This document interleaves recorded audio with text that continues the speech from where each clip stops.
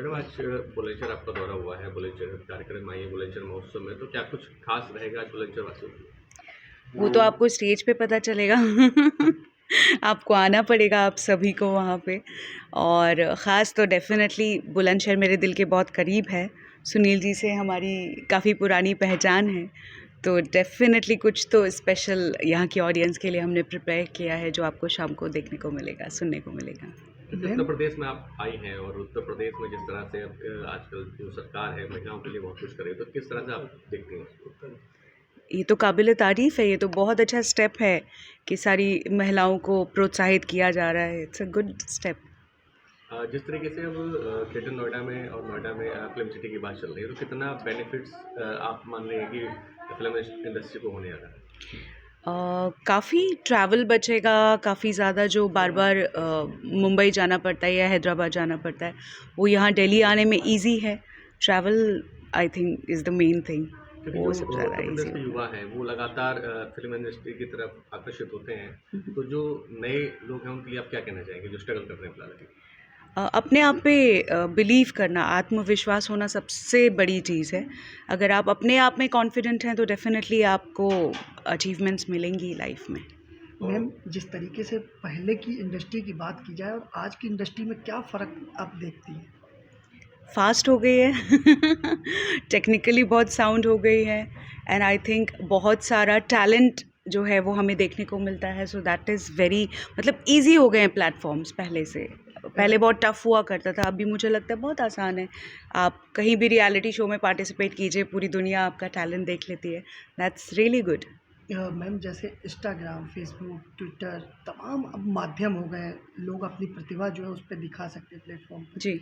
पहले कितना डिफ़िकल्ट हुआ करता था? मैंने अभी बताया कि ईज़ी हो गया है लोगों तक पहुंचना, लोगों की कनेक्टिविटी और डायरेक्ट मतलब आप किसी सोर्सेज़ के बिना लोगों तक अपने आप अपना टैलेंट जो है वो पहुंचा सकते हैं। तो ये तो काफ़ी बढ़िया चीज़ है जो पुराने ज़माने में नहीं था। आई थिंक टेलीफ़ोन के लिए भी कभी-कभी इशू होता था। ऑर्गेनाइज़र्स को ढूँढें, एजेंट्स को ढूँढें, फिर आप वहाँ तक पहुँचें। काफ़ी एक्सप्लॉइटेशन भी होता था आर्टिस्टों का, वो काफ़ी हद तक रुका है। और काफ़ी सारी प्रतिभाएं भी ऊपर उभर के आ रही हैं। मैडम एक चीज़ दैट और इज़ कि गुड। उत्तर प्रदेश आएँ और इस बार महाकुंभ की बात ना हो तो अधूरी रह जाएगी बात कि महाकुंभ में जिस तरह से एक छोटी सी जगह में इतना बड़ा आयोजन किया गया उसको जी। किस तरह से आप देखती हैं? इट्स नाइस, हमारे इंडिया का काफ़ी नाम हुआ है बाहर।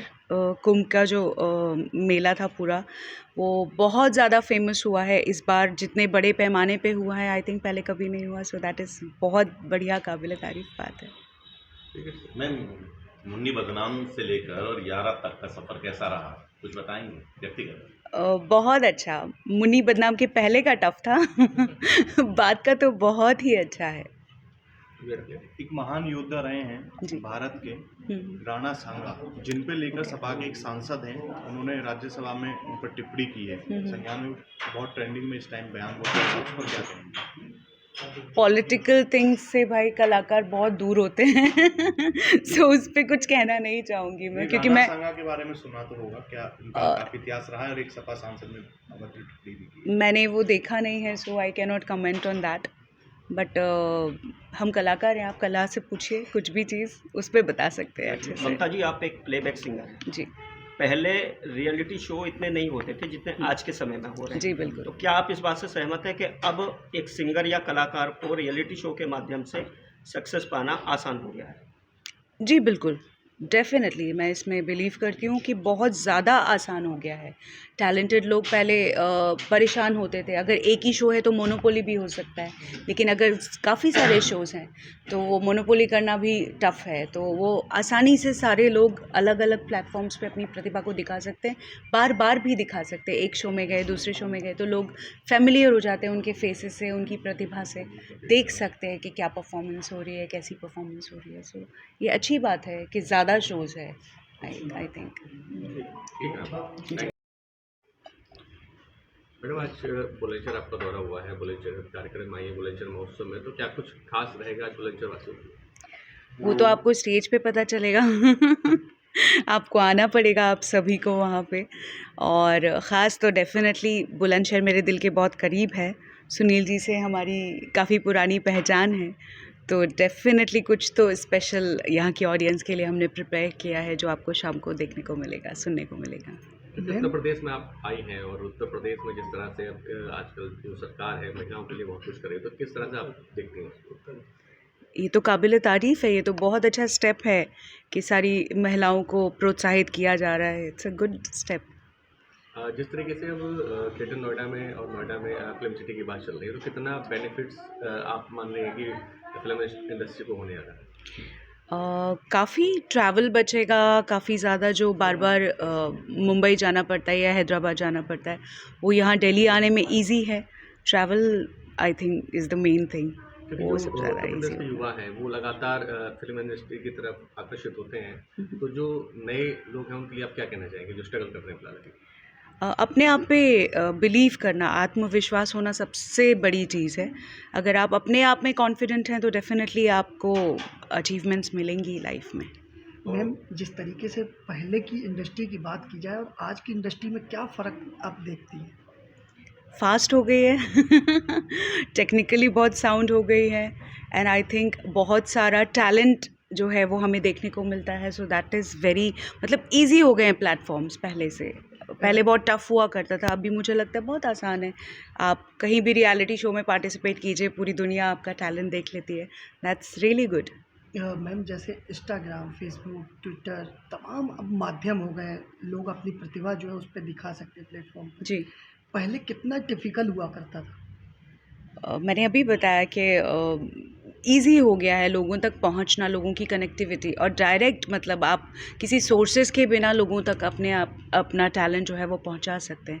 तो ये तो काफ़ी बढ़िया चीज़ है जो पुराने ज़माने में नहीं था। आई थिंक टेलीफोन के लिए भी कभी कभी इशू होता था, ऑर्गेनाइजर्स को ढूंढें, एजेंट्स को ढूंढें, फिर आप वहाँ तक पहुँचें।